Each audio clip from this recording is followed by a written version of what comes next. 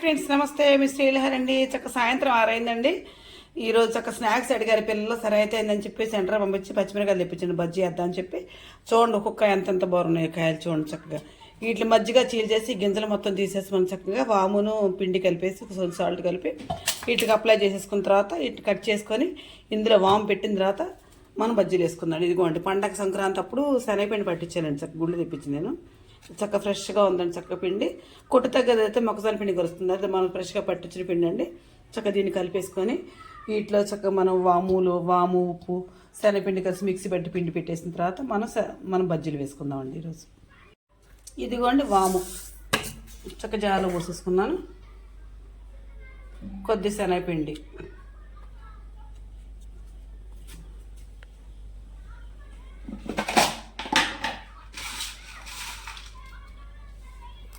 కొద్ది గల్లుప్పు. చక్క దీన్ని మనం మిక్సీ పట్టేసుకుందాం అండి. ఇప్పుడు వాము శనగపిండి గల్లుప్పు చక్క మెత్తగా ఇది మిక్సీ పట్టేసుకుంటే వాము చక్కగా నలుగుద్దండి. ఇప్పుడు చక్క మెత్తగా పిండి పట్టేసి రెడీ ఉంచుకున్నాను. ఇప్పుడు పచ్చిమిరపకాయలు మనం కట్ చేసుకుందాం. ఇదిగోండి చక్క దాని సరిపడి శనగపిండి తీసుకున్నానండి. కొద్దిగా సాల్ట్ వేసాను. దీని చక్క మీదగా వచ్చేటట్టు చక్క మంచిగా కలిపేసుకుందండి. ఉండలు లేకుండా కలిపేసుకుందామండి. అండి మజ్జిగ చీల్చేసి చక్క ఈ విధంగా వాటిని ఇట్లా గింజలు లేకుండా చేయాలండి. కాయని ఇలా గింజలు లేకుండా చేసి ఇంట్లో వామై పెట్టాలండి. ఇప్పుడు చూసారా కాయని మధ్య సగంగా చేసి చిన్నపిల్లలు ఉన్నారు, పెద్దలు ఉన్నారు. ఈ నాటుకాయలు లాంటివి అండి, కారంగా బజ్జికాయలు కాదండి, కొంచెం ఘాటు ఉంటాయని చెప్పి మజ్జిగ చీల్చేసానండి కాయని. ఇప్పుడు దీంట్లో కొంచెం మనం శనగపిండిను వాము ఉప్పు కలిపి మిక్సీ పెట్టాం కదండి, అది వేసేసుకుందాం. ఇప్పుడు మనం చేతి ఇలా రాసేద్దాం.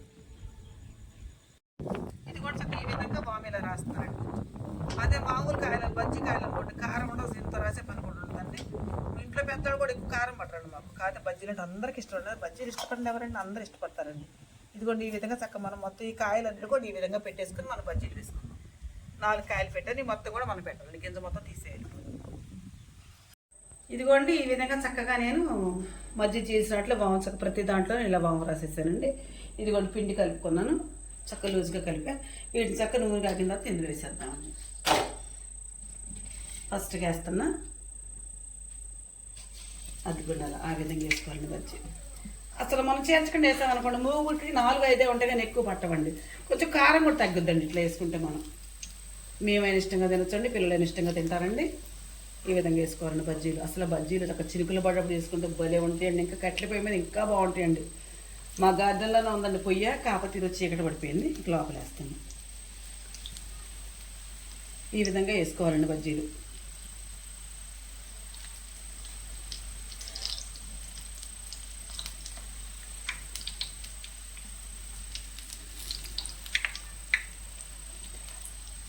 ఇది కూడా చక్కగా ఈ విధంగా ఎర్రగా చక్కగా కాలి చూసారా అండి. ఇది కూడా చక్కగా ఎర్రగా కాలి అండి. చక్కగా ఇందులో 4 ఉల్లిపాయ ముక్కలు, కొద్దిగా నిమ్మకాయ రసం పిండుకో తింటే కేక అసలు ఉండదండి. అసలు అబ్బా ఎంత బాగుంటుంది, అంత బాగుంటుంది.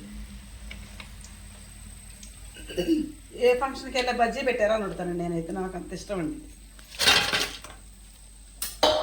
ఇది కూడా చక్కగా నేను మిరపకాయ బజ్జీలు ఈ విధంగా చేసుకున్నానండి. నా మిరపకాయ బజ్జీ మీకు నచ్చితే, నేను చేసే విధానం నచ్చి నాకు ఒక లైక్ ఇవ్వండి. Please subscribe.